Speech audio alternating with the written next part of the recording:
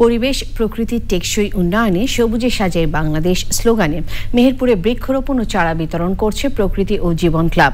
Mobile network operator বাংলালিংকের সহযোগিতায় মেহেরপুর মাধ্যমিক বালিকা বিদ্যালয় ও অক্সফোর্ড কিন্ডারগার্টেন স্কুলে শিক্ষার্থীদের মাঝে গাছের চারা বিতরণ করা হয়।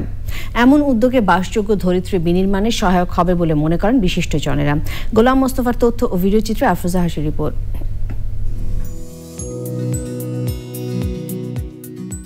জলবায়ুর অভিঘাতে একদিকে খরা, অন্যদিকে তীব্র শীতে নাজেহাল সীমান্তবর্তী জনপদ মেহেরপুর।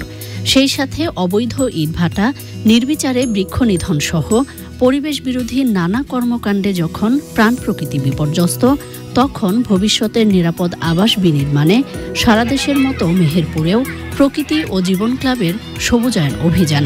সবুজে সাজাই বাংলাদেশ এই প্রতিপাদ্যে মেহেরপুরে বৃক্ষরোপণ কর্মসূচি পালন করেছে প্রকৃতি জীবন ক্লাব। এই যে বৃক্ষ আমরা লাগাচ্ছি, বৃক্ষের যে নানা ধরনের উপকার, সেই উপকারের একটি বড় অংশ হচ্ছে এই ধরিত্রীকে শীতল রাখা। যত বেশি গাছ লাগাবো তত কিন্তু উষ্ণতা কমবে। মেহেরপুর একটি এমন জায়গা যেখানে কিন্তু উষ্ণতা অনেক বেশি। গবেষণায় দেখা গেছে যে 5% উষ্ণতা কমে যায় যদি আমরা বৃক্ষরোপণ করে সেই জায়গাটিকে আমরা আচ্ছাদনে ঢেকে দিই। আসুন এই বর্ষায় আমরা সবাই হাতে হাত মিলিয়ে বাংলাদেশটাকে সবুজে ছেয়ে ফেলি। বাংলালিংকের সহযোগিতায় আয়োজিত সবুজ উৎসবকে ঘিরে উচ্ছ্বসিত শিক্ষার্থীরা। গাছ আমাদেরকে অক্সিজেন সরবরাহ করে, আমি এই গাছ বাসায় গিয়ে লাগাবো। গাছ আমাদের ঠান্ডা হাওয়া দিতে সাহায্য করে, আমাদের প্রকৃতিকে সুস্থ রাখে, অক্সিজেন দেয়।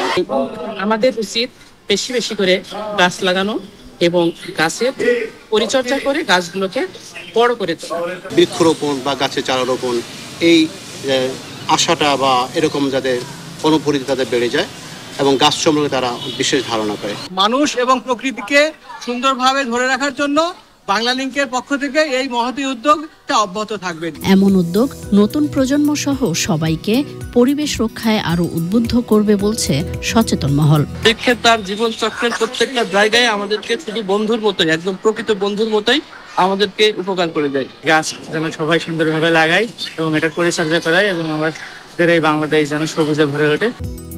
পরিবেশবাদীরা বলছেন, জনসচেতনতার পাশাপাশি কার্যকর পদক্ষেপের মাধ্যমে সুরক্ষিত থাকবে পরিবেশ প্রতিবেশ, সমৃদ্ধ হবে দেশের জীববৈচিত্র্য।